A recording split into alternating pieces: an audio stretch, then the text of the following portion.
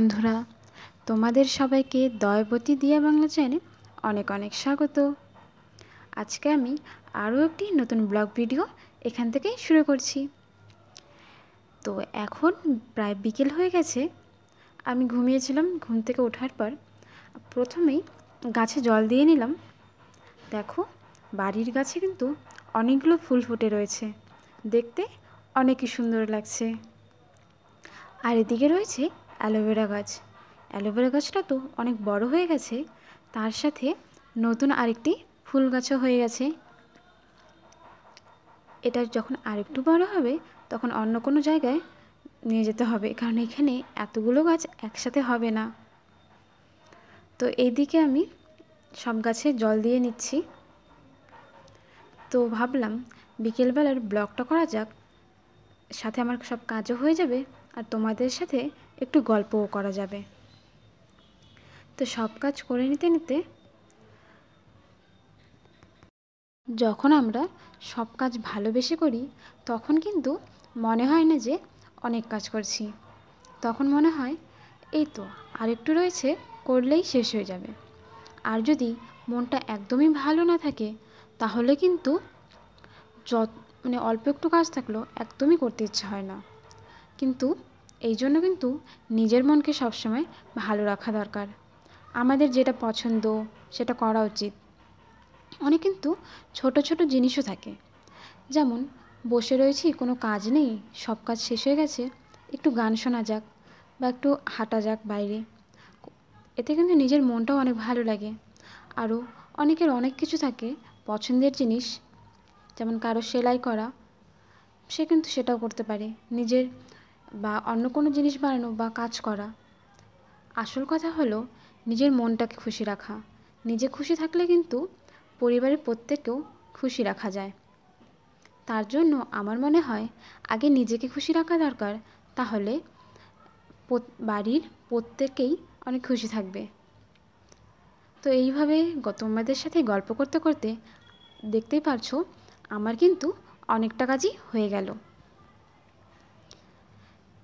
আগে যেমন বিয়ের আগে যেমন যে কাজগুলো থাকতো অনেক সময় করতে ইচ্ছে না হলেও কিন্তু করতাম না, মনে হতো মা তো করেই দিবে।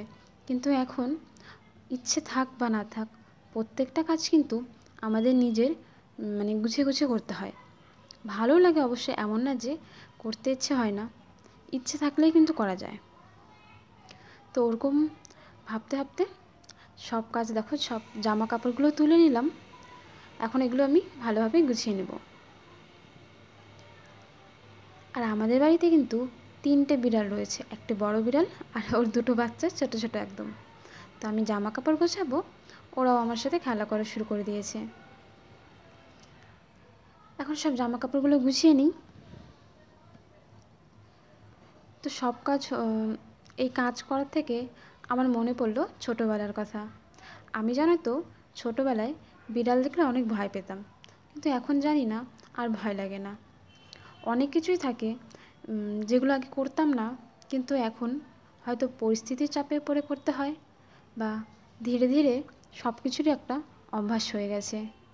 বা আরও অনেক কিছু রয়েছে যেগুলো কিন্তু ধীরে ধীরেই আমাদের সাথে আমাদের অভ্যাসে পরিণত হয়ে যায়।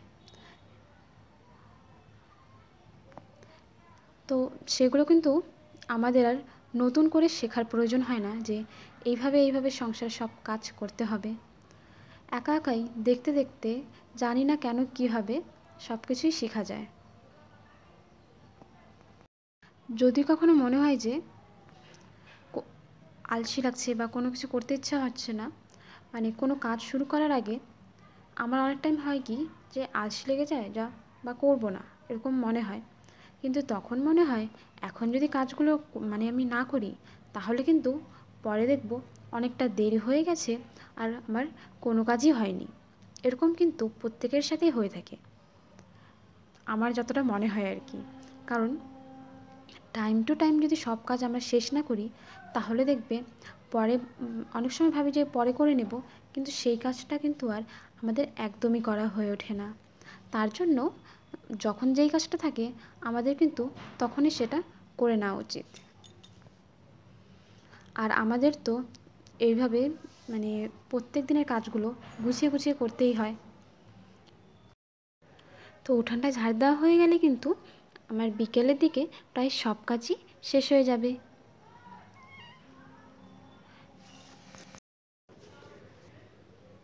তো সব কাজ শেষ করার পর দেখো আমাদের বাড়ির বিড়াল রয়েছে, এরা এখন ওর মার সাথে খেলা করবে, কিন্তু ওর মা চলে গেল। এখন ওরা দুজনেই খেলা করবে, তো ওরা খেলা করতে থাকুক। তো সব কাজ যখন হয়ে গেল, আমি এখন হাত মুখ ধুয়ে একটু বিকেলের জন্য ফ্রেশ হয়ে নেব। হাত মুখ ধুয়ে চলে এলাম, কারণ নিজেরও কিন্তু একটু আমাদের খেয়াল রাখা প্রয়োজন, নিজের শরীরও খেয়াল রাখা প্রয়োজন, যাতে আমরাও ভালো থাকি।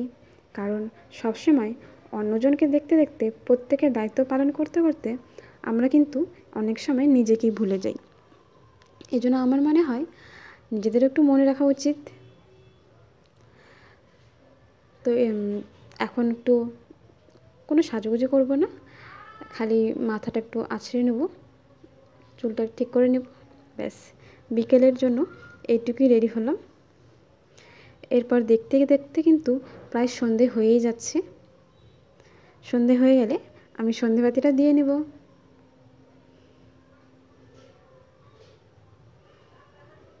আমি শুনেছিলাম যে সিঁদুর পরার টাইমে নাকি সবসময় চুলটা বেঁধে রাখতে হয়, তার জন্য আমি যখনই সিঁদুর পরি আমার চুলটা এভাবে বেঁধেই রাখি, খোলা রাখি না।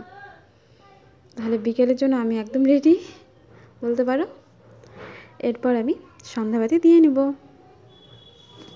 তো বাইরে আমি জল দিয়ে নিয়েছিলাম, মানে গেটে, তারপর দরজায় দরজায় জল দিয়ে নেওয়ার পর ঘরে চলে এলাম সন্ধ্যাবাতি দেওয়ার জন্য।